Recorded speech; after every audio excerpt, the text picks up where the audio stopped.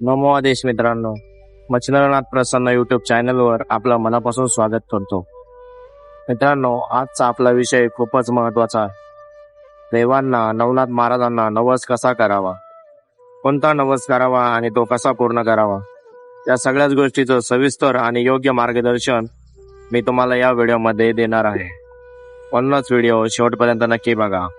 आणि जर तुम्हाला चॅनलवर नवीन असाल तर लाईक करा, सबस्क्राईब करायला विसरू नका. मित्रांनो, सर्वात आधी एक गोष्ट लक्षात ठेवा, नवनाथ महाराजांना नवस म्हणजे मागणी नाही, तो आहे स्वतःला बदलण्याचा संकल्प. नवनाथ हे देव असूनच गुरु पण आहे. गुरु आधी शिष्य घडवतो आणि मगच त्याच्यावर कृपा करतो. नवस श्रद्धेने करा, हट्टाने नाही. नवस करताना मन शुद्ध असणं फार गरजेचं आहे. राग, दोष, अहंकार मनात ठेवून केलेला नवस फळ देत नाही. म्हणूनच पहिला मन शांत करा, मगच नवनाथ महाराजांना शरण जा. नवस घेण्याआधी किमान एक दिवस तरी मांस, मद्य, तंबाखू, व्यसन टाळा. कारण शरीर शुद्ध असेल तर मन लवकर स्थिर होतं. हे नवनाथ मार्गाची पहिली पायरी आहे. मित्रांनो, मोठी मागणी नको, नियम छोटा ठेवा. कारण गुरु परीक्षा घेतो आणि ती परीक्षा नियम पाळण्याची असते. लक्षात ठेवा, लहान नवस आणि मोठी श्रद्धा म्हणजेच खरी साधना होय. नवस कधी करावा? सोमवार, गुरुवार, गुरुपौर्णिमा, श्रावण महिना हे सर्व दिवस उत्तम फळ देणारे मानले जातात. पण लक्षात ठेवा, वेळेपेक्षा भाव महत्वाचा असतो. नवस बोलताना काय टाळावं? मोठे शब्द नको, खोटी आश्वासन नको, हे दिलं तर ते दे अशी भाषा नको. अशी प्रार्थना करा, मला योग्य मार्ग दाखवा. नवनाथ महाराज दिखावा नाही, भाव पाहतात. घाबरू नका, ही परीक्षा आहे. गुरु आधी शिष्याला मजबूत करतो, मगच त्याला योग्य फळ देतो. नवस चालू असताना इतरांना सांगत बसू नका, कारण गर्व आणि दिखावा कृपेत अडथळा आणतो. नवस नेहमी गुप्त ठेवा.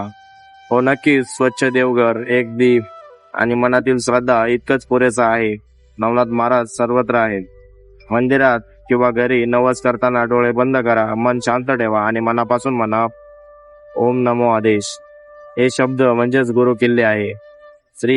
स्त्रियांनी केलेला नवस कधी व्यर्थ जात नाही. विद्यार्थ्यांनी नवस करताना अभ्यासात सातत्य ठेवा. आजारासाठी नवस करताना औषध आणि श्रद्धा दोन्ही गरजेचे आहे. कर्जासाठी नवस करताना खर्चावर संयम ठेवा. नवनाथ मार्ग संतुलन शिकवतो. 40 दिवसाची साधना हा श्रेष्ठ नवस मानला जातो. संयम, नामस्मरण, नियम हे पाळले तर नवनाथ महाराज नक्कीच साथ देतात. गुरुपौर्णिमा श्रावणमध्ये श्रावणात केलेला नवस लवकर फळ देतो. गुरुपौर्णिमेचा नवस आयुष्याची दिशा बदलतो.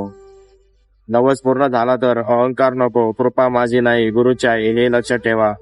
धन्यवाद द्यायला विसरू नका, कारण कृतज्ञता हीच पुढील कृपेची दार उघडते. मित्रांनो, नवस म्हणजे भीती नाही, आत्मविश्वास आहे. नवस संकटासाठी नाही, आत्मशक्तीसाठी देखील करावा. नवस संपतो पण भक्ती कधी संपत नाही, हीच नवनाथांची शिकवण आहे. मित्रांनो, आजच्यासाठी एवढंच. तुम्हाला कोणत्या विषयावर माहिती हवी आहे ते कमेंट बॉक्स मध्ये नक्की सांगा. व्हिडिओ आवडला असेल तर लाईक, सबस्क्राईब आणि शेअर जरूर करा. भेटूया पुढच्या नवीन व्हिडिओ मध्ये. तोपर्यंत नमो आदेश.